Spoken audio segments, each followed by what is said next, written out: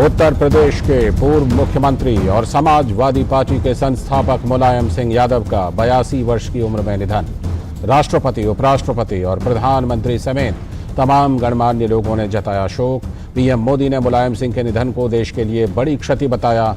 उत्तर प्रदेश में 3 दिन के राजकीय शोक की घोषणा।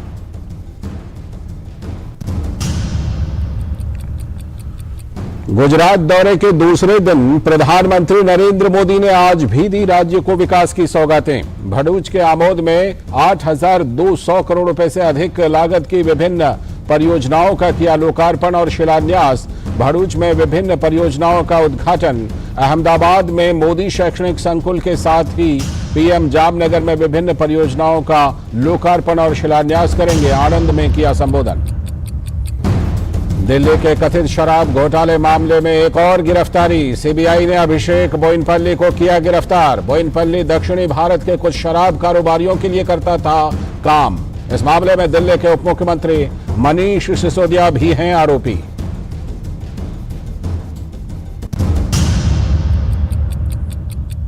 देश के कई राज्यों में बारिश से बिगड़े हालात। मौसम विभाग ने उत्तराखंड, उत्तर प्रदेश, मध्य प्रदेश और राजस्थान में अगले 2 दिनों तक भारी बारिश की दी चेतावनी। कई जिलों में स्कूल कॉलेज बंद। लगातार हो रही बारिश से ठंडा हुआ मौसम। और 36वें राष्ट्रीय खेलों में खिलाड़ियों का शानदार प्रदर्शन जारी। आज फुटबॉल, योगासन, कैनोइंग, सॉफ्टबॉल और सॉफ्ट टेनिस में खेले जाएंगे खिताबी मुकाबले।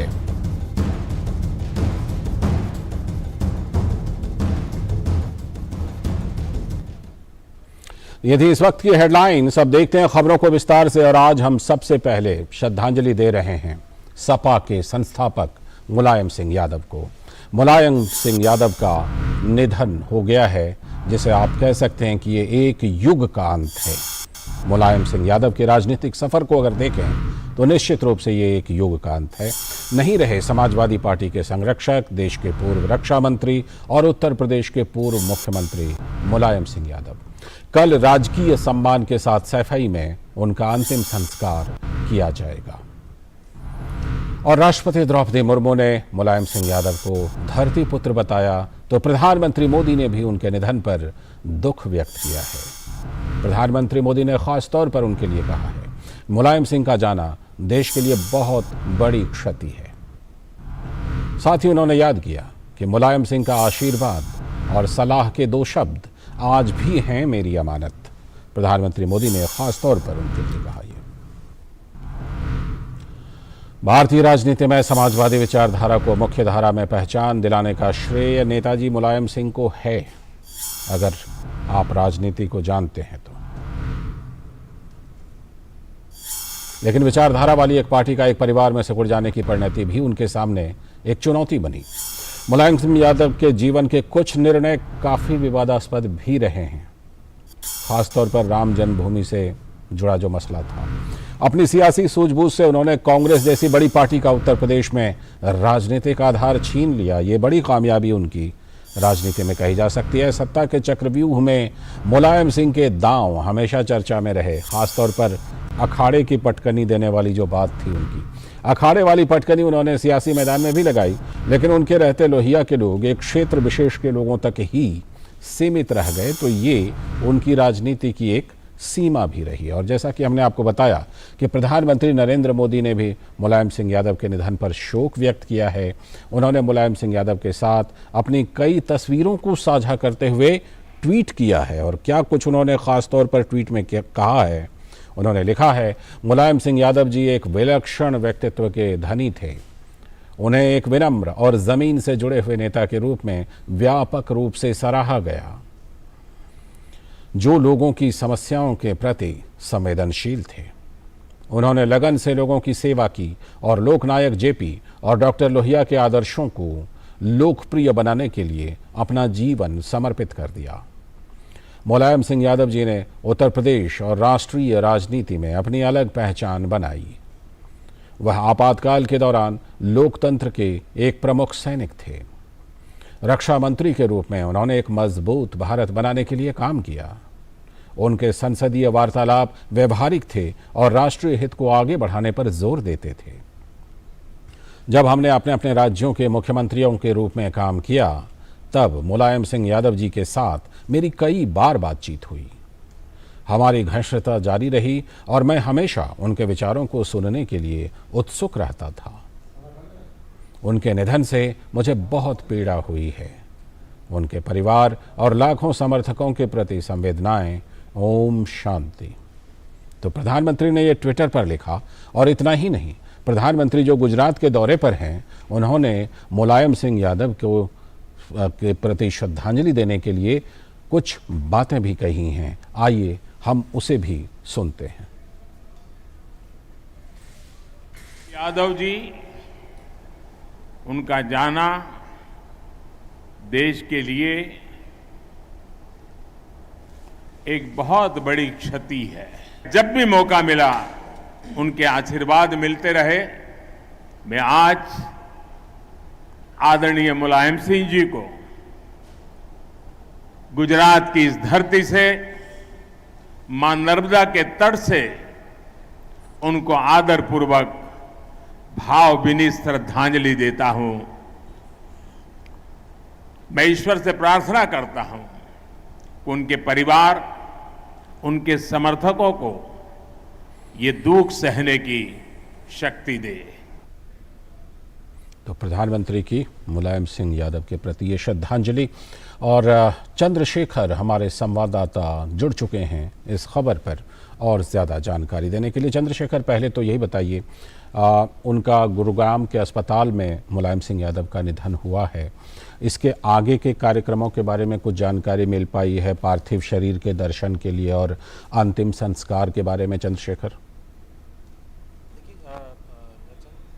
मेदांता अस्पताल में उनका जो निधन हुआ था उसके बाद से उन्हें सिफई की तरफ ले जाया गया है और कल उनका जो है पार्थिव शरीर वो पंच तत्व में विलीन होगा। 3 बजे के आसपास का एक समय निर्धारित हुआ है और ये अपने आप में एक बड़ी क्षति मानी जा सकती है, क्योंकि लोकतांत्रिक प्रक्रिया में जिस प्रकार से अब एक छोटे से जगह से उठ करके मुलायम सिंह यादव ने 1967 में जिस प्रकार से अपनी पारी की शुरुआत की थी और जिस प्रकार से आपने कहा कि जिस प्रकार से पहलवानी के जो अखाड़े थे वो उन्होंने किस तरीके से वो राजनीतिक समर में उतरे और वहाँ पर चुनाव समर में उन्होंने अपने उन दावपेचों को आजमाया। और उस प्रकार से अगर देखा जाए तो उन्होंने कांग्रेस के बाद की अगर लेगेसी को अगर अब देखा जाए कि वो एक गैप जो उत्पन्न हुआ था उसको इस प्रकार से भरने का प्रयास किया, क्योंकि इतने सालों तक मान के चलिए कि समाजवादी पार्टी को उन्होंने न केवल आगे बढ़ाया बल्कि एक राष्ट्रीय स्तर पर भी उसकी पहचान एक तरीके से बना के रखी। और दूसरी तरीके से आप देखें जी कि एक समाजवादी नेता के रूप में भी उनकी पहचान जो है वो मानी जा सकती है। और जिस प्रकार से लगातार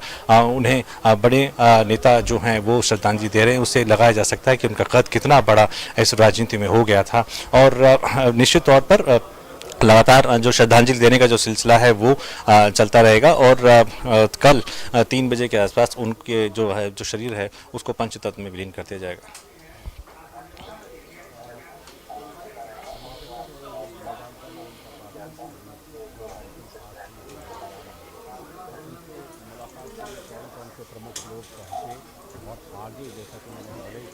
आगे जो है उनके पार्थिव शरीर के दर्शन के लिए और उनके अंतिम संस्कार का कार्यक्रम क्या है?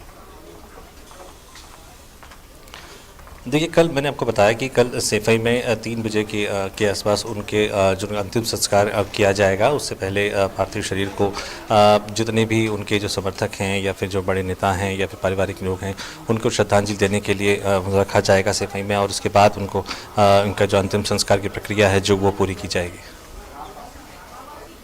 जी चंद्रशेखर, जिस तरह से कि मुलायम सिंह यादव का सफ़र रहा, निश्चित तौर पर ये कहा जा सकता है कि जो तीसरा मोर्चा है, लोहिया की विचारधारा है, उसको आगे बढ़ाने में हमेशा के लिए मुलायम सिंह यादव को याद किया जाएगा, उत्तर प्रदेश की राजनीति के लिए भी और राष्ट्रीय राजनीति के लिए भी। चलो, आपका प्रश्न तो नहीं सुन पाया हूँ। शायद आप ये कहना चाह रहे हैं कि किस प्रकार से उन्होंने राष्ट्रीय राजनीति में अपनी एक पहचान बनाई है। निश्चित तौर पर मुलायम सिंह यादव एक बड़ा नाम, जैसे कि मैंने पहले भी कहा, रहे हैं और पार्टी से ऊपर उठकर सभी लोग जो हैं उनके जो चले इस प्रकार से चले जाने पर वो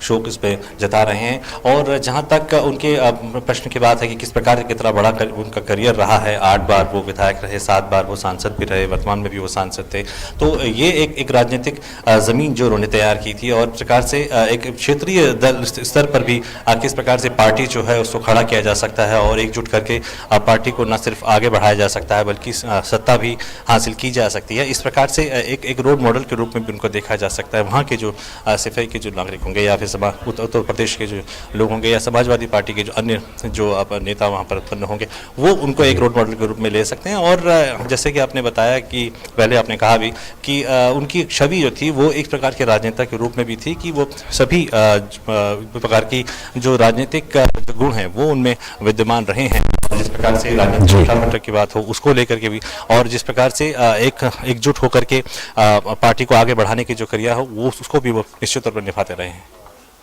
बिल्कुल, फिलहाल बहुत बहुत धन्यवाद, शुक्रिया जुड़ने के लिए चंद्रशेखर। और जाहिर सी बात है कि उनका जाना उत्तर प्रदेश के लिए, देश के लिए एक बड़ी क्षति है। बहुत बहुत शुक्रिया जुड़ने के लिए। तो हमारे संवाददाता चंद्रशेखर जुड़े हुए थे। वक्त है एक ब्रेक का, और ब्रेक के बाद फिर देखेंगे कुछ और खबरें। तुझे क्या हुआ है? शादी हो गई ना यार। बट सीरियसली महीने में एक बार तो मिलना चाहिए। हाँ, मेरे बाप की एयरलाइंस है ना। अरे 3 महीने में एक बार तो मिल सकते हैं। करेक्ट, पर कहाँ? इधर मेरे घर। तुझे कोई परमानेंट लैंडलॉर्ड मिल गया क्या? Permanent landlady. प्रिया ने कहा हर महीने किराया देने से अच्छा है अपनी EMI भरो। तो हम किराएदार से मकान मालिक बन गए। मतलब ये घर तुम लोग का है? सच्ची? बट सीरियसली गाइस, किश्तों से रिश्ता जोड़ो, किराया तो पराया होता है। आसान किश्तों में home loans. Bank of India, रिश्तों की जमा पूंजी।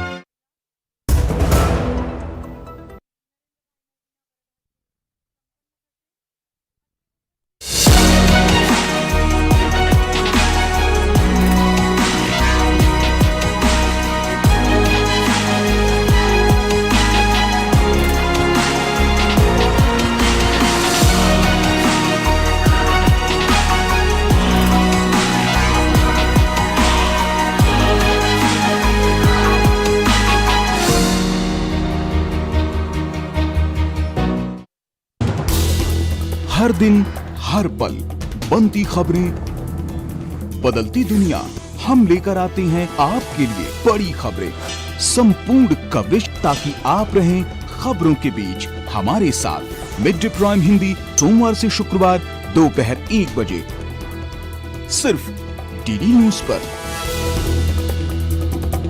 ब्रेक के बाद एक बार फिर से आपका स्वागत है। डीडी न्यूज पर देख रहे हैं आप इस वक्त, और अब हम बात करने वाले हैं प्रधानमंत्री के गुजरात दौरे की। प्रधानमंत्री नरेंद्र मोदी के गुजरात दौरे का आज दूसरा दिन है, जिसमें उन्होंने कई महत्वपूर्ण योजनाओं का शुभारंभ किया है और प्रधानमंत्री के कई और भी कार्यक्रम हैं। गुजरात के भरूच के आमोद में 8,200 करोड़ रुपए से भी अधिक लागत की विभिन्न परियोजनाओं का लोकार्पण और शिलान्यास किया है प्रधानमंत्री ने। अहमदाबाद में मोदी शैक्षणिक संकुल के पहले चरण का उद्घाटन का भी कार्यक्रम है।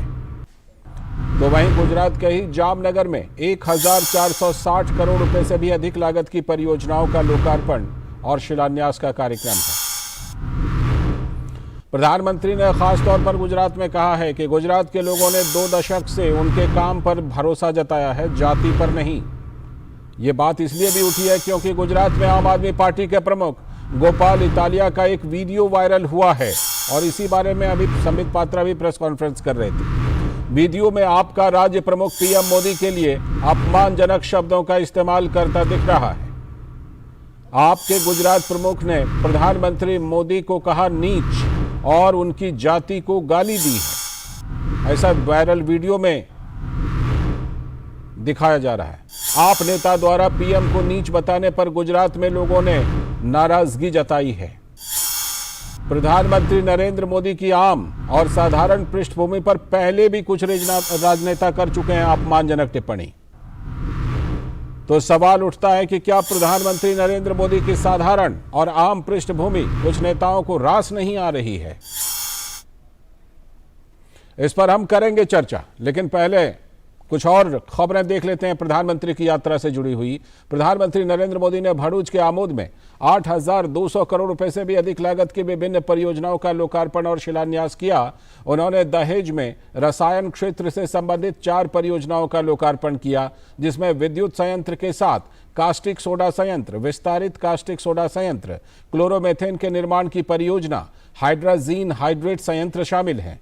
इसके अलावा IOCL दहेज कोयली पाइपलाइन परियोजना, भरूच भूमिगत जल निकासी और STP कार्य तथा उमला आसा पनेथा चौड़ीकृत सड़क का लोकार्पण किया। प्रधानमंत्री ने जंबूसर में बल्क ड्रग पार्क और दहेज में डीप सी पाइपलाइन परियोजना की आधारशिला भी रखी। इसके अलावा अंकलेश्वर हवाई अड्डे के पहला चरण, अंकलेश्वर एवं पनोली में बहुस्तरीय औद्योगिक शेड के विकास परियोजना की भी आधारशिला रखी। प्रधानमंत्री ने भरूच के वालिया, बनासकांठा के अमीरगढ़, दाहोद के चकालिया और छोटा उदयपुर के वानर में बनने वाले 4 जनजातीय औद्योगिक पार्क की भी आधारशिला रखी। साथ ही बनासकांठा के मुडेथा में एग्रो फूड पार्क, वलसाड के काकवाड़ी दांती में सी फूड पार्क और महिसागर के खांडेवाब में MSME पार्क की भी आधारशिला रखी। प्रधानमंत्री ने कार्यक्रम को संबोधित करते हुए कहा कि देश की प्रगति में भरूच का योगदान बहुत महत्वपूर्ण है। साथ ही कहा कि आज शुरू की गई परियोजनाओं से विकास को एक नई गति मिलने वाली है। गुजरात की देश की प्रगति में, चाहे वो गुजरात की प्रगति हो चाहे देश की प्रगति हो, भरूच का योगदान बहुत महत्वपूर्ण है। कनेक्टिविटी से जुड़े 2 बड़े प्रोजेक्ट्स, अंकलेश्वर राजपीपला और statue of unity Ekta Nagar को जोड़ने वाली सड़क, इसी के साथ साथ केमिकल सेक्टर से जुड़े अनेक प्लांट्स का भी लोकार्पण हुआ है। अब भरूच बड़ौदा या सूरत के एयरपोर्ट पर निर्भर नहीं रह सकता, भरूच का अपना एयरपोर्ट होना चाहिए और इसलिए अंकलेश्वर में नया एयरपोर्ट बनाने का आज शिलान्यास हो रहा है। तो विकास को एक नई गति, नई उड़ान मिलने वाली है। और जब नरेंद्र भूपेंद्र की डबल इंजन की सरकार होती है ना, तो एयरपोर्ट का काम भी बहुत तेजी से पूरा हो जाएगा। और प्रधानमंत्री ने केंद्र की पूर्ववर्ती सरकारों पर भरूच के विकास को रोकने का भी आरोप लगाया। मुझे वो दिन भी याद आ रहे हैं जब कुछ लोगों ने भरूच का विकास रोकने के लिए पूरी शक्ति लगा दी थी। भरूच अंकलेश्वर में उद्योगों की स्थापना में, उद्योगों के विस्तार पर बड़े बड़े रोड़े अटकाए थे। जब केंद्र में हमारी सरकार में गुजरात को नरेंद्र भूपेंद्र की डबल इंजन की शक्ति मिली, तो ये सारे अवरोध हमने खत्म कर दिए भाइयों।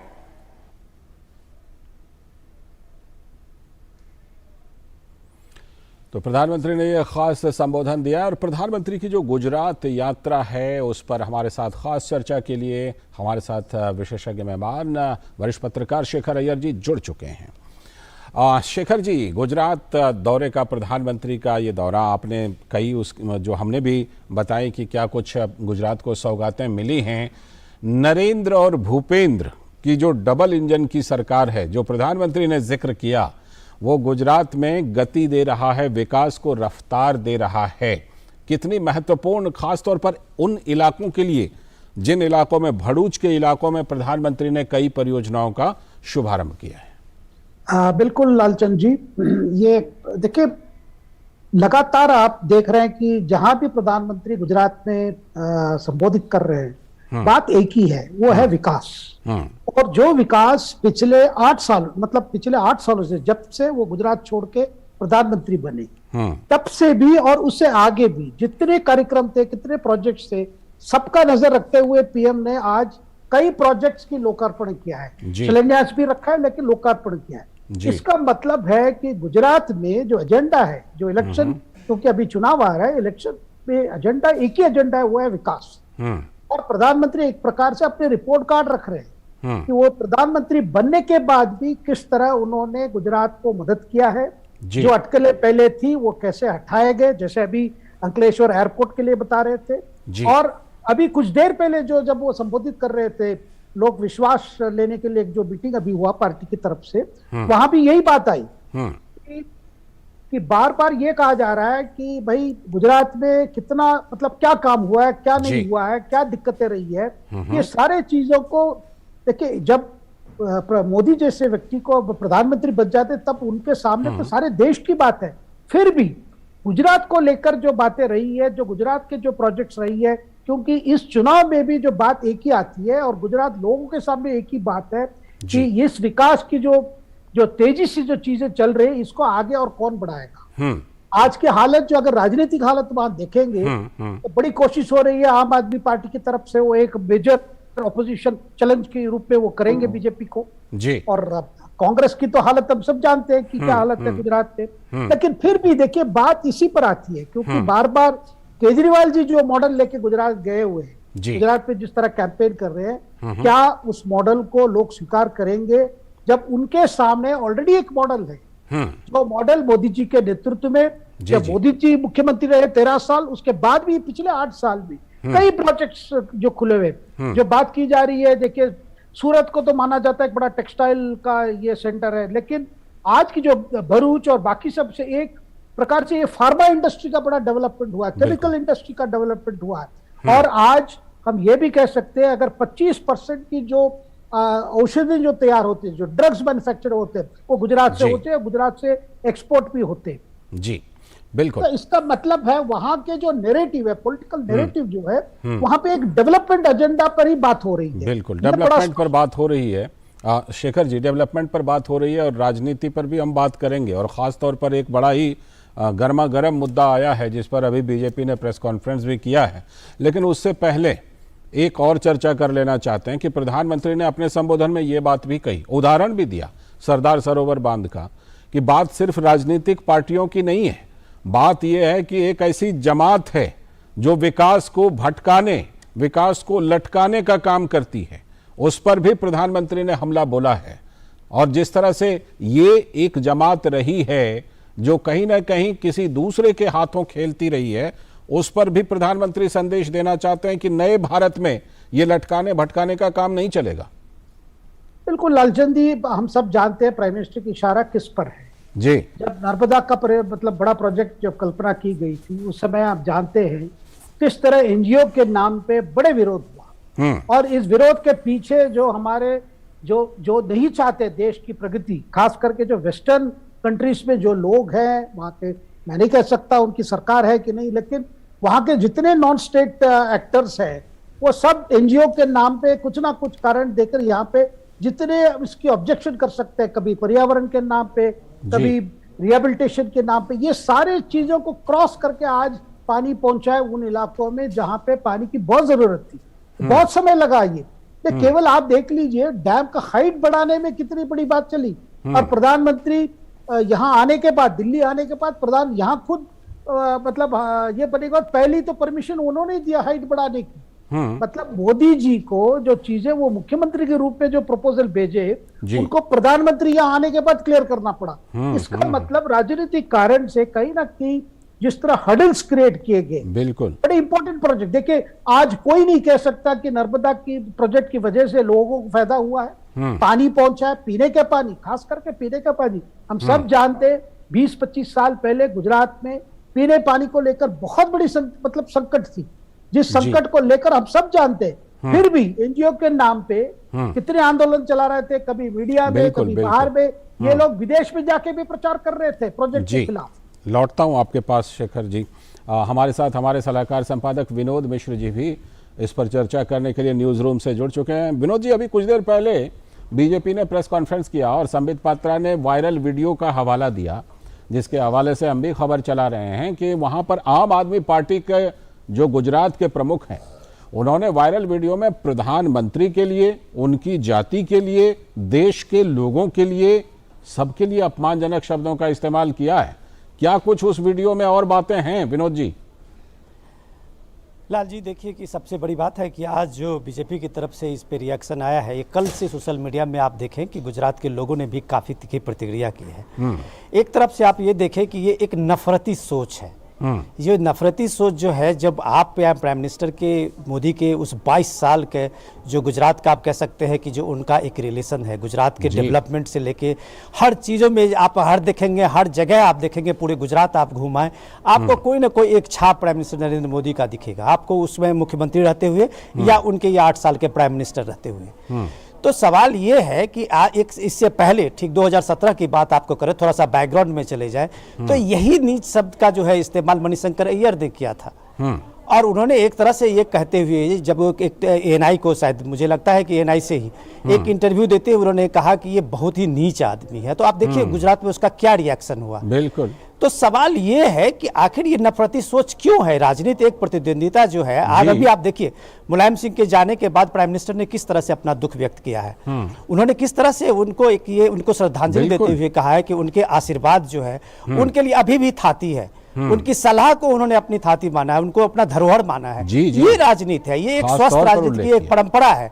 और इस परंपरा में आप एक देखिए, एक छोटी सी पार्टी जो एक गुजरात अभी दिल्ली मॉडल को लेके गुजरात में जाना चाहती है, और उस पार्टी का ये एक मॉडल क्या है कि हम ये फ्री करते रहे, यहाँ भी फ्री करेंगे। उस गुजरात में जहां आज 24 घंटे बिजली इस बिना पे है कि आप देख लीजिए कि जहां 1 घंटे दो, आज पीएम आनंद के एक जनसभा को संबोधित करते हुए पुरानी बात याद दिला रहे थे कि लोग वहां बिजली मांगते थे कि भैया हमसे जितना पैसा चाहिए वो पैसा ले लो, बिल ले लो हमसे, लेकिन हमको टाइम से कम खाने के टाइम में बिजली दे दो। आज वहां 24 घंटे बिजली है। बिल्कुल। तो आप उस जगह की समृद्धि को, उस जगह की जो आज का एक डायनामिक्स चेंज हुआ है, उसको आप रिवर्स गियर में लाना चाहते हैं कि लोगों को कह रहे हैं कि हम आपको फ्री बिजली देंगे। आपका जो पार्टी अध्यक्ष है वो आप वहाँ के जो लोग हैं, वहाँ आपके पार्टी अध्यक्ष जो वो कह रहा है कि ये प्राइम मिनिस्टर बहुत ही नीच आदमी है। तो अब सवाल ये है कि आप अपना फ्रस्ट्रेशन किस पे निकाल रहे हो? तो यही फ्रस्ट्रेशन का जवाब संबित पात्रा ने देते हुए कहा है। लौटता हूँ विनोद जी, उससे पहले जरा संबित पात्रा की वो वाली बातें सुनवा देते हैं अपने दर्शकों को, और उसके बाद फिर इस पर चर्चा करेंगे। संबित पात्रा ने क्या कुछ उस वायरल वीडियो के बारे में कहा है, आइए सुन लेते हैं। जिस प्रकार के भाषा का प्रयोग आम आदमी पार्टी ने माननीय प्रधानमंत्री जी के लिए किया है, यह अपने आप में आम आदमी पार्टी किस प्रकार की पार्टी है, किस प्रकार की इनके मंशा है, इसको उजागर करता है, इसे दिखाता है। ये अरविंद केजरीवाल जी और आम आदमी पार्टी वो लोग हैं जिन्होंने कहा था वो हिंदुस्तान के राजनीति के चरित्र को बदलने आए हैं। देश के लोकतांत्रिक तरीके से चुने हुए प्रभावशाली और कर्मठ प्रधानमंत्री को अगर नीच कहा जाए, और वह भी एक बार नहीं कई बार, एक वीडियो में गोपाल इटालिया जो उनके अध्यक्ष हैं गुजरात के, कई बार प्रधानमंत्री जी को नीच शब्द करके संबोधित कर रहे हैं, यह कहीं ना कहीं आम आदमी पार्टी की मानसिकता को दर्शाता है। शेखर जी, अभी जो संबित पात्रा कह रहे थे और जिस वायरल वीडियो का हवाला दिया जा रहा है, एक सवाल मन में उठता है, भारत लोकतंत्र है, कोई राजा रजवाड़ा का तो नहीं है ना, जो प्रधानमंत्री नरेंद्र मोदी एक साधारण पृष्ठभूमि से, एक आम पृष्ठभूमि से आए हैं। अभी ये आपके जो गुजरात प्रमुख हैं, ये तो एक उदाहरण है, ऐसे और कई उदाहरण है जब प्रधानमंत्री के ऊपर इस तरह के हमले किए जाते हैं। क्या सोच है हमारे राजनेताओं की, ऐसे राजनेताओं की, शेखर जी? लालचंद जी देखिए, आम आदमी पार्टी एक नया एंट्री कर रही है गुजरात में। हाँ। उनके पास कोई ज्यादा कोई नेता नहीं है, कोई अनुभवी, कोई जिनको पॉलिटिक्स समझ आता है, ऐसे लोग भी वहां नहीं है। लेकिन फिर भी ट्राई मार रहे हैं, ठीक है, ट्राई मारना चाहिए। लेकिन जिस भाषा यूज कर रहे हैं, मुझे लगता है कि जो डिबेट वहां चल रहा है, जो पॉलिटिकल नैरेटिव जो प्राइम मिनिस्टर ने वहां पे रखा है विकास को लेकर, मुझे लगता है कहीं ना कहीं उसको काउंटर नहीं कर पा रहे। देखिए, क्योंकि जब आप कुछ काउंटर नहीं पा रहे, फिर आप इस तरह की भाषा प्रयोग करते हैं, ये सोच के जो लोग बीजेपी के खिलाफ हैं या बीजेपी के प्राइम मिनिस्टर के पक्ष पे नहीं है, वो लोग किस पे खुश हो जाएंगे, फिर आपको वोट दे देंगे। तो ये शायद मुझे यही लगता है टारगेट कि है। हाँ, मतलब इस तरह की अप्रोच तभी होती है जब आपके पास कोई स्ट्रेटेजी नहीं है, आपके पास कोई विकल्प के नाम पे ना कोई पॉलिसी है, ना कोई प्रोग्राम है, ना एक राजनीतिक दृष्टि है या दृष्टिकोण है गुजरात के लिए। तो इसका यही दर्शाता है और कुछ नहीं दर्शाता। बिल्कुल, मैं लौटता हूं आपके पास। विनोद जी, प्रधानमंत्री जब अभी आनंद में जनसभा को संबोधित कर रहे थे तो कह रहे थे गुजरातियों का इस तरह से जो अपमान किया जा रहा है ना, उसे गुजरात के लोग बर्दाश्त नहीं करेंगे। ये उसी चीज का जवाब इसको देखा जा सकता है, समझा जा सकता है। लाल जी, आपने देखा होगा कल प्राइम मिनिस्टर ने इसी की जनसभा से बोलते हुए, संबोधित करते हुए उन्होंने कहा था कि गुजरात के लोग हो या पूरे देश के लोग हो, उनके काम से जानते हैं, उनके काम पे उनका विश्वास है, उनके जाति पे नहीं। तो अब सवाल है कि देश में एक ऐसा आपके पास एक लीडर है जिसके काम से, जिसके विकास के मॉडल से लोग जानते हैं, उनका उस आदर्श को लेके और लोग बाकी स्टेट में जो दूसरे चीफ मिनिस्टर हैं वो काम कर रहे हैं, वहाँ अगर उनको एक तरह से आप जाति के नाम से संबोधित करेंगे, आप उसके बाद में शेखर अय्यर अभी बता रहे थे, मैं उसी बात को आगे बढ़ाता हूँ जो बात वो गुजरात में कह रहे थे। लाल जी, मैं आपको 2017 की ओर ले जाता हूँ, थोड़ा सा उस बैकग्राउंड को देखिए कि देखिए राजनीति में आप उसको काउंटर नहीं कर पा रहे हैं। जो विकास का मॉडल या विकास का आधार लेके नरेंद्र मोदी ने अपने 22 साल के गुजरात में और इसके बाद अपने केंद्र में 8 साल के प्रधानमंत्री की भूमिका में जो रखा है, उसके काउंटर में आपके पास क्या कोई मॉडल है? तो मैं आपको जस्ट एग्जांपल देता हूं कि राहुल गांधी ने जब यात्रा पिछली बार 2017 के असेंबली इलेक्शन का कमान संभाला और वो पहली यात्रा उन्होंने शुरू की थी सोमनाथ मंदिर से, और सोमनाथ मंदिर में उन्होंने अपने पहली बार ऐसा हुआ कि राहुल गांधी ने अपना गोत्र भी बताया। राहुल गांधी ने बताया कि हम ब्राह्मण कुल से आते हैं। तो आपने उसके बाद गुजरात के कोई भी ऐसा शायद ही कुछ जिले का मंदिर होगा जिसमें राहुल गांधी नहीं गए थे। बिल्कुल। तो अब सवाल ये है कि आप जो पोस्चरिंग कर रहे हैं वो गुजरात अब नहीं है जी। वहां आपको उस विकास के मॉडल में सामने में कुछ रखना होगा। अब परसों देखिए, परसों अरविंद केजरीवाल उसी गुजरात में जाते हैं, वहां बड़े बड़े सम्मेलन का संबोधित करते हैं, वहां रोड शो करते हैं और लोगों को ये बताते हैं कि हम ये कृष्ण का दूसरा अवतार है, क्योंकि हमने क्योंकि उन्होंने भी उसी जन्माष्टमी अवतार बताते हैं और यहाँ उनके मंत्री हिंदू देवी देवताओं का अपमान करते हैं। यही मैं इसको बता रहा हूँ कि अगर आप इस चीज को ये कॉपी करेंगे कि राहुल गांधी ने वहां जनेऊ दिखाया और यहाँ आप जाके एक सीधे सीधे कृष्ण को अपने को अवतार बता रहे हैं कि उसी दिन वो भी पैदा लिए थे जिस कृष्ण पैदा लिए थे, और यहाँ आपके मंत्री जो है वो हिंदू देवी देवताओं को खुलेआम पब्लिकली वो गाली दे रहे हैं। तो ये डुप्लीकेसी की जो सियासत है वो गुजरात में एक्सेप्टेबल नहीं है। आपको इसके मॉडल में अपना कुछ मॉडल दिखाना होगा, अपना कुछ मॉडल खड़ा करना होगा, और उस मॉडल ये मॉडल आपको नहीं है तो आप इसी नीच और इसी कृष्ण अवतार को लेके आप वहाँ काम चलाएंगे। लालचंद जी, बिल्कुल, जो मॉडल होगा उसमें अपशब्द कहने की जरूरत क्या है? ये एक बहुत ही गंभीर मुद्दा है और ऐसा लगता है राजनीति के लिहाज से अगर बात कर लें तो लगता है कि हिंदू देवी देवताओं के अपमान के बाद ये दूसरा सेल्फ गोल कर लिया है। और अगर राजनीति से अलग हटकर बात करें तो जाहिर सी बात है कि ये बिल्कुल ये मानसिकता नहीं होनी चाहिए जिस तरह प्रधानमंत्री पर ये ओछी टिप्पणी की गई है। शेखर जी, बहुत बहुत शुक्रिया चर्चा में जुड़ने के लिए। और विनोद जी, आप अभी रहिएगा, अगली जो हम चर्चा करने वाले हैं, जिस तरह की राजनीति चल रही है मिशन 2024 के लिए, कांग्रेस के सामने किस तरह क्षत्रप चुनौती पेश कर रहे हैं, उस पर चर्चा करेंगे। फिलहाल शेखर जी बहुत बहुत शुक्रिया। विनोद जी, लौटते हैं आपके पास।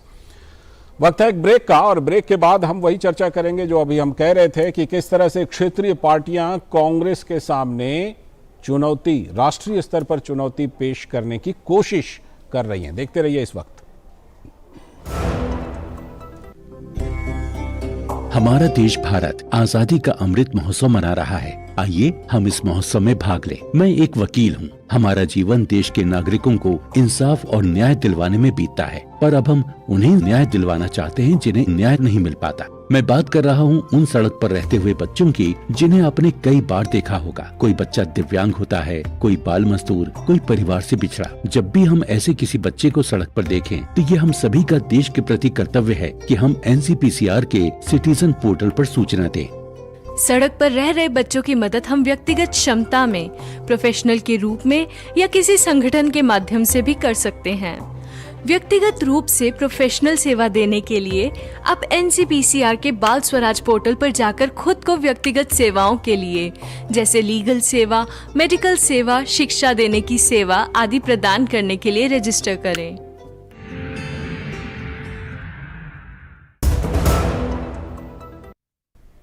ब्रेक के बाद एक बार फिर से आपका स्वागत है। DD न्यूज पर आप देख रहे हैं इस वक्त, और अब हम एक और चर्चा करने वाले हैं एक और खबर की कि जो कुछ हो रहा है राष्ट्रीय राजनीति में विपक्ष के खेमे में, एक तरफ कांग्रेस के में और दूसरी तरफ क्षेत्रीय पार्टियों में, उसी की चर्चा करने वाले हैं। क्योंकि आरजेडी के सुप्रीमो लालू प्रसाद यादव 12वीं बार पार्टी के निर्विरोध अध्यक्ष एक बार फिर से बन गए हैं और ये 12वीं बार बने हैं। लालू प्रसाद यादव आरजेडी के सुप्रीमो अध्यक्ष बन गए एक बार फिर से। और बिहार के उप मुख्यमंत्री तेजस्वी यादव ने इस मौके पर कहा कि पार्टी के सामने सिर्फ 2024 का एजेंडा है। अभी दिल्ली में आयोजित हुई आरजेडी की राष्ट्रीय कार्यकारिणी की बैठक और इस मौके पर और इस बैठक में आरजेडी के सुप्रीमो लालू प्रसाद यादव ने अपने पुत्र तेजस्वी यादव को अपना उत्तराधिकारी घोषित कर दिया। साथ ही लालू प्रसाद यादव ने यह भी साफ किया कि पार्टी मामले में अधिकृत बयान अब सिर्फ तेजस्वी यादव का ही होगा और नीतिगत निर्णय पर भी सिर्फ तेजस्वी ही बोलेंगे। लेकिन बड़ा सवाल अब यह उठता है कि पार्टी के दूसरे वरिष्ठ नेताओं की भूमिका क्या होगी। कांग्रेस में अभी अध्यक्ष पद का चुनाव को लेकर के संघर्ष जारी है। लगातार ये प्रक्रिया चल रही है कांग्रेस के अंदर नए अध्यक्ष को चुनने की। और इस बीच मिशन 2024 के संकल्प के साथ डीएमके ने भी मुख्यमंत्री स्टालिन को दोबारा अध्यक्ष चुन लिया है। स्टालिन ने कार्यकर्ताओं को कहा है कि अगले लोकसभा चुनाव में तमिलनाडु की सभी 40 सीटें जीत लें।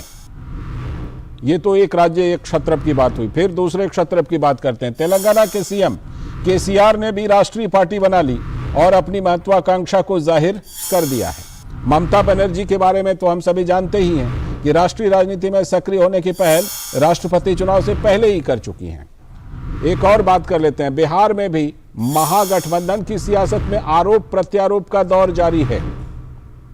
आरजेडी की बात कर लेते हैं तो उनके जो आरजेडी के प्रदेश अध्यक्ष बिहार अध्यक्ष जगदानंद सिंह हैं, वो दिल्ली की राष्ट्रीय कार्यकारिणी की बैठक से बाहर रहे। जाहिर है कि ऐसे में पार्टी को जोड़े रखने के लिए मिशन 2024 का एक फॉर्मूला हो सकता है, जिसकी बात तेजस्वी यादव कर रहे थे। एक सवाल और यह है कि राहुल गांधी की भारत जोड़ो यात्रा के बारे में विपक्ष खामोश क्यों हो गया है। नदारद भी है, खामोश भी है। कांग्रेस के नए अध्यक्ष बनने से पहले क्षेत्रीय पार्टियों ने अपना मनसूबा साफ कर क्या कांग्रेस के लिए चुनौती बढ़ा दी है, इसी पर चर्चा करने वाले हैं हम अपने सलाहकार संपादक विनोद मिश्र जी के साथ, जो कि हमारे साथ जुड़े हुए हैं। विनोद जी, जिस तरह तमाम ऐसा लगता है कि जो जैसे कहते हैं ना कि अपने तर्कस को तैयार करना, क्षेत्रीय पार्टियां एकदम दक्षिण से लेकर उत्तर तक अपने तीर कमान तर्कस सब कुछ तैयार कर रही हैं। ऐसे में कांग्रेस के नए अध्यक्ष का चुनाव हो रहा है, तो क्या कांग्रेस को राष्ट्रीय स्तर पर कोई एक संगठित चुनौती, जो विपक्ष का स्पेस है कांग्रेस के पास राष्ट्रीय स्तर पर, उसको भी लेने की कोशिश हो रही है क्या? लाल जी, आपने बहुत सही सवाल किया है, लेकिन इसके बैकग्राउंड में आप देखिए कि ये जितने रीजनल पार्टियां हैं उस पार्टी में हो क्या रहा है। अब आप देखिए कि अभी आरजेडी का अभी नेशनल एग्जीक्यूटिव की मीटिंग पिछले 2 दिन से जारी है, दिल्ली में जारी है। और नेशनल एग्जीक्यूटिव मीटिंग में आप देखिए कि पार्टी के जो प्रदेश अध्यक्ष हैं जगदानंद सिंह, उन्होंने बाइकआउट किया है एक तरह से जी। और उधर आप देखिए कि लालू यादव को सर्वसम्मति से अध्यक्ष चुन लिया गया है। ये 12वीं बार है, जैसा कि आप अपनी रिपोर्ट में बता रहे थे। और लालू जी का सबसे बड़ा जो इसमें कह सकते हैं नेशनल एग्जीक्यूटिव की मीटिंग में जो उनका सबसे बड़ा ऑब्जेक्टिव पूरा होने वाला है, और ये वह हुआ है कि अपने बेटे तेजस्वी को, जो डिप्टी चीफ मिनिस्टर महागठबंधन में बिहार सरकार में है, उनको एक तरह से उन्होंने एक उत्तराधिकार के रूप में एक तरह से अनाउंस कर दिया है पब्लिकली और वो संगठन के लोगों के सामने में। एक तरफ से उन्होंने एक तरह से डिक्टेट भी किया है कि भाई कोई भी आरजेडी के मामले में, पॉलिसी मैटर के मामले में, पार्टी के मामले में, सरकार के मामले में तेजस्वी के अलावा कोई अधिकृत नहीं है। तो इसका नतीजा आप देखिए आपके सामने में है कि उनका दूसरा बेटा जो है, बड़ा बेटा तेज प्रताप ने विरोध का बिगुल बजा दिया। उसने कहा कि हमको पब्लिकली जो है उनके एक मंत्री ने उसकी बेइज्जत की है, उनको गाली दी है। तो ये सारी चीजें अभी महागठबंधन में और परिवार की पार्टियों में चल रहा है। जो वहां सत्ता का संघर्ष है, वो संघर्ष परिवार में भी उभर के आ रहा है। और उभर के इस तरह से आया है कि तेज प्रताप ने कल एक तरह से तेजस्वी को पूरी तरह से उत्तराधिकार बनाने का, वो आप कह सकते हैं कि एक तरह से उसने एक विरोध का एक स्वर मुखर किया है। लेकिन इन सब के बावजूद भी लालू जी के पूरे पार्टी को अब ये लग रहा है कि ये परिवार को बचाने से उनके पास में मिशन 2024 ही सबसे इफेक्टिव है जी। तो अब ये तेजस्वी जब प्रेस के सामने में आते हैं तो बताते हैं कि हमारा मिशन सिर्फ एक 2024 है, हमें इधर उधर की बातों पे ध्यान नहीं देना है। ये रही आपकी बिहार की बात और बिहार के महागठबंधन की बात कि अब कम से कम नीतीश के और तेजस्वी के बीच में या लालू जी के बीच में जो सा और मात का खेल चल रहा है, उस सा और मात के खेल में अभी राजनीति में और कहीं कुछ पट आने के बाकी है। एक दो सीन अब मुझे लगता है 1-2 दिन के बाद आपके सामने में और होंगे, चाहे दक्षिण सिंह को हटाया जाएगा पार्टी अध्यक्ष के रूप में या फिर दूसरे मंत्री जो है उनके रूप में कुछ दूसरा उनके पास हो सकता है कि इसके लिए खिलाफ में कुछ कार्रवाई होती हुई दिखे। लेकिन अब सबसे बड़ा सवाल है कि आखिर कोई भी विपक्ष की जितने भी रीजनल पार्टियां हैं वो इस दौर में क्यों नेशनल पार्टी के रूप में एक राष्ट्रीय फलक पे आने के लिए बेताब है। अगर डीएमके के रूप में आप देखिए कि कल जो उसका चुनाव हुआ है, उस चुनाव में स्टालिन को दोबारा चुना गया है। ठीक है, वो परिवार की पार्टी है, उनको ही अध्यक्ष बनना है, ये भी तय है। लेकिन उनके साथ में एजेंडा स्टेट का नहीं है, वो भी मिशन 2024 देखते हैं और वो कहते हैं कि तमिलनाडु के 40 से 40 सीट हमें जीतनी है जी। जहां से अभी राहुल गांधी भारत जोड़ो यात्रा पूरा करके केरल पहुंचे थे और केरल के बाद कर्नाटक आए थे और वहां उनके जो सहयोगी गठन है वो साफ साफ डिक्लेयर कर रहा है कि हमें 40 से 40 सीट चाहिए। तो ये आप दूसरी तरह तेलंगाना को देखें कि तेलंगाना में उन्होंने एक तरह से अपने को राष्ट्रीय पार्टी ही बना लिया है। बिल्कुल। अब वो भारतीय राष्ट्रीय समिति बन गई है। अब वो समिति में सीधे सीधे केआरएफ के उसने अपने तरफ से अपने राजनीतिक महत्वाकांक्षा को दिखाया है कि अब वो स्टेट में उतने कद्दावर नेता अब नहीं रह गए हैं। जी जी। तो अब वो सेंटर की राजनीति की तरफ जाएंगे तो मिशन 2024 उनको एक बहाना चाहिए। ममता बनर्जी को वहां से बंगाल से हटके अगर वो अपने को कह रहे हैं कि हम बंगाल से हटके राष्ट्रीय राजनीति में अपनी पहचान बना रहे हैं तो उनको भी मिशन 2024 एजेंडा है। तो इन तमाम 2024 के जो एजेंडे के बीच में राहुल गांधी का जो आपका सवाल है वो भारत जोड़ो यात्रा कहां है, जबकि ये जितने भी पार्टियां हैं, छोटी छोटी पार्टियां या रीजनल पार्टियां हैं, सब अपनी उनके लिए सबसे बड़ी चुनौती बनी हुई है। अपनी अपनी कोशिशों में अपनी अपनी चुनौतियां, लेकिन इन क्षेत्रीय पार्टियों के बीच भी एक विभाजन साफ तौर पर दिखता है कि कांग्रेस को लेकर चलें या कांग्रेस को माइनस करके चलें, क्योंकि कुछ पार्टियां कांग्रेस को लेकर चलना चाहती हैं साथ में और कुछ बिल्कुल किनारा करके चलना चाहती हैं। हम लोग इस पर आगे चर्चा करते रहेंगे। फिलहाल बहुत बहुत शुक्रिया इस चर्चा में जुड़ने के लिए विनोद जी। Thank you. तो हमारे सलाहकार संपादक विनोद मिश्र जी जुड़े हुए थे और हम चर्चा कर रहे थे कि क्या क्षत्रपों की कोशिश है 2024 में कांग्रेस के सामने चुनौती खड़ी करने की और विपक्ष का जो स्पेस है कांग्रेस का उसको हासिल करने की। और एक और क्षेत्रीय पार्टी की चर्चा कर लेते हैं, बात शिवसेना की, क्योंकि शिवसेना में हम सभी जानते हैं कि 2 गुट हो चुके हैं और उन दोनों गुटों के बीच शिवसेना के चुनाव चिन्ह और नाम को लेकर उद्धव और शिंदे कैंप के बीच जंग के बीच आज का दिन अहम है।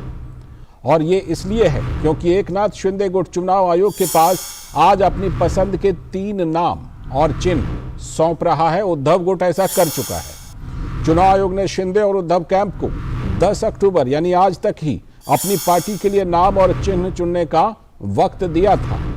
चुनाव आयोग ने दोनों गुटों को 197 नामों और चिन्हों की लिस्ट सौंपी थी। शिंदे ग्रुप के तेवर से तीर कमान से चूक गए हैं उद्धव ठाकरे, इतना तो तय है। आज मिल सकता है कोई दूसरा नाम और चुनाव चिन्ह, लेकिन कुछ सवाल है कि बाला साहब से लेकर उद्धव ठाकरे और आदित्य ठाकरे का जो दौर आया, ये राजनीति में अपने आप में एक सबक है। और क्या है सबक? वो सबक है शिवसेना का सफर। क्योंकि आप अगर देखिए शिवसेना के सफर को तो आप कह सकते हैं क्या से क्या हो गया देखते देखते। उद्धव ठाकरे ने अपनी विचारधारा, संगठन, पहचान, निशान सब कुछ खो दिया, इतना तो अब तय है। और ये भी अपने आप में एक नजीर है कि राजनीति में आपकी एक गलती आपको ला सकती है अर्श से फर्श पर। तो शिवसेना अपने आप में एक केस स्टडी है, खास तौर पर जिस तरह से उद्धव ठाकरे और आदित्य ठाकरे ने शिवसेना को चलाया। योगेश शीतल हमारे संवाददाता मुंबई से जुड़ चुके हैं, उनसे और समझने की कोशिश करते हैं। सबसे पहले अपडेट दीजिए योगेश कि उद्धव गुट ने तो अपने पसंद के निशान, नाम वगैरह चुनाव आयोग को दे दिए हैं, शिंदे गुट को देना था, उसके बारे में क्या अपडेट है? शिंदे ग्रुप की तरफ से भी जो लालचंद है वो 3 जो है निशान वो दिए गए हैं, जो कि अभी सूत्रों के हवाले से ही जो खबर है, जिसमें कि गदा है, तुतारी है और साथ में जो त्रिशूल का है ये भी जो कहा जा रहा है कि ये भी दिए। हालांकि ये सब चीजें अभी औपचारिक रूप से नहीं कही गई है, लेकिन दीपक केसरकर से जो बातचीत हो रही थी उसमें दीपक केसरकर जो कि शिवसेना के नेता हैं, जो कि आप कथित बागी तौर पर आप कह सकते हैं जो एकनाथ शिंदे का समूह है, वहां के जो नेता है उन्होंने कहा है कि जो सारी जवाबदेही दायित्व जो है वो एकनाथ शिंदे को दिया गया है और एकनाथ शिंदे ही इस पे कोई कॉल जो है वो लेंगे और इस दौरान जो है किसी तरह का कम्युनिकेशन नहीं हुआ है। लेकिन गतिविधियां काफी तेज है। आज शाम तक संभवतः साफ हो जाएगा कि किसको कौन सा नाम मिलेगा और किसको कौन सा जो चुनाव चिन्ह है वो मिलेगा, क्योंकि 3 तारीख को यहाँ पे चुनाव भी होना है, उपचुनाव का अंधेरी स्थिति में, और उसको लेकर जो है गतिविधियां काफी तेज हुई है। इसके अलावा अगर बात करें बाकी अगर चीजों की अगर बात करें लालचंद, तो देखिए बयानबाजी का सिलसिला कई तरीके से चल रहा है। अगर आप आज के एक अंग्रेजी समाचार जो राष्ट्रीय अंग्रेजी समाचार है उसमें आदित्य ठाकरे का एक साक्षात्कार भी प्रकाशित हुआ है। अगर आप पूरे साक्षात्कार को देखेंगे तो अन्य चीजों के अलावा उसमें एक चीज जो प्रमुखता से कही गई है वो की तरफ से कही गई है कि जब वो सरकार में थे तो शरद पवार का काफी सपोर्ट उनको मिला था। देखिए आदित्य ठाकरे इससे पहले कभी राजनीति में उतने सक्रिय नहीं रहे हैं, हालांकि वो उस परिवार का हिस्सा रहे जिसका जो शिवसेना जो संस्थापक थे शिवसेना के बाला साहब ठाकरे, उनके वो पोते हैं। लेकिन अगर आप बयानबाजी को देखेंगे तो संजय राउत और आदित्य ठाकरे जो शिवसेना के जो दूसरे गुटे हैं, एकनाथ शिंदे का जो ग्रुप है और बाकी जो ग्राउंड के लोग हैं, उनका हमेशा से ये कहना रहा है कि आदित्य ठाकरे और संजय राउत कुछ ऐसे बयान दिया, कुछ उनकी ऐसी गतिविधियां हुई जिसके कारण पूरी की पूरी पार्टी में दरार आ गई और दरार इतनी बड़ी हो गई। लेकिन योगेश एक चीज ये भी रहा कि योगेश बाला साहब ठाकरे से लेकर के उद्धव ठाकरे, पहले राज ठाकरे भी साथ में थे और आदित्य ठाकरे तक का हमने दौर देखा है, आपने भी बड़ी करीब से मुंबई में देखा है। लेकिन मामला ये सिर्फ बयान का नहीं है योगेश, क्योंकि जो नीतियां अपनाई उद्धव ठाकरे ने, जिन नीतियों पर वो चले, वो नीति भी काफी हद तक जिम्मेदार है, जिसने आज शिवसेना को यहां तक पहुंचा दिया कि आज शिवसेना के नाम, बाला साहब के शिवसेना के नाम पहचान पर चर्चा हो रही है और वो संकट में है, क्योंकि हो सकता है अब दोनों गुटों को बिल्कुल नया नाम निशान मिले। तो ये जो उद्धव ठाकरे का रहा, उन्होंने लगता है कुछ जल्दबाजी कर दी मुख्यमंत्री बनने के लिए, जो पूरी नीतियां उन्होंने अपनाई और वही शिवसेना को, उद्धव ठाकरे को ले डूबी एक तरह से। देखिए लालचंद, उद्धव ठाकरे दूसरों को कितना कन्विंस कर सकते हैं इस वक्त वो महत्वपूर्ण नहीं है। महत्वपूर्ण यह है कि उद्धव ठाकरे खुद को कितना कन्विंस कर पा रहे हैं। क्योंकि जो बातें अगर आप देखेंगे तो उद्धव ठाकरे का, अगर आप दशहरा रैली की अगर आप बात देख लें, वो बार बार इस बात को बोलने की कोशिश करते हैं कि वो सिर्फ इसलिए आए थे एनसीपी और कांग्रेस के साथ क्योंकि बीजेपी के साथ उनकी जो है वो खटाई बहुत ज्यादा कड़वी हो गई थी और वो बीजेपी ने उन पे कुछ निजी हमले किए थे। आज जो आदित्य ठाकरे का जो मैं इंटरव्यू के बारे में बता रहा हूँ, जो उनका प्रकाशित हुआ है, उसमें भी ये बात कही गई है।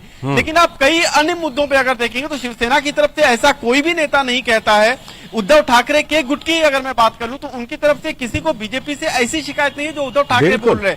चीजें वही है कि उद्धव ठाकरे क्या सही में उनकी महत्वाकांक्षा थी जो आगे आई, क्योंकि अगर ऐसा कुछ होता, अगर बीजेपी की तरफ से कोई निजी टिप्पणी अगर की गई होती जो कि कथित तौर पे क्लोज डोर होगी, क्योंकि उसके बारे में पार्टी के अन्य जो भी नेता हैं, आप चाहे वो जो है जब विनायक रावते की बात कर लीजिए, अनिल परब की बात कर लीजिए, जो भी नेता अरविंद सावंत की बात कर लीजिए, उनकी तरफ से कभी भी ऐसा नहीं कहा गया है कि बीजेपी की तरफ से कुछ बिलो द बेल्ट अटैक किया गया। ये सिर्फ उद्धव ठाकरे कहते हैं। तो इसके कारण उनकी क्रेडिबिलिटी जो है उस पर भी क्वेश्चन मार्क आता है कि वो सिर्फ अपनी जो महत्वाकांक्षा, जिसके कारण वो उनकी महत्वाकांक्षा, कॉम्प्रोमाइज उन्होंने किया, क्या वो उसको छिपाने के लिए ये रागल पाते हैं? जी, उनकी महत्वाकांक्षा, संजय राउत जैसे लोगों के बयान, उनकी सलाह, ये सब मिला करके शिवसेना को आज इस हालत में पहुंचा दिए, जो अपने आप में एक सबक है, अपने आप में एक उदाहरण है। बाकी पार्टियों को, बाकी नेताओं को इससे सबक जरूर लेना चाहिए। बहुत बहुत शुक्रिया योगेश जुड़ने के लिए इस चर्चा में।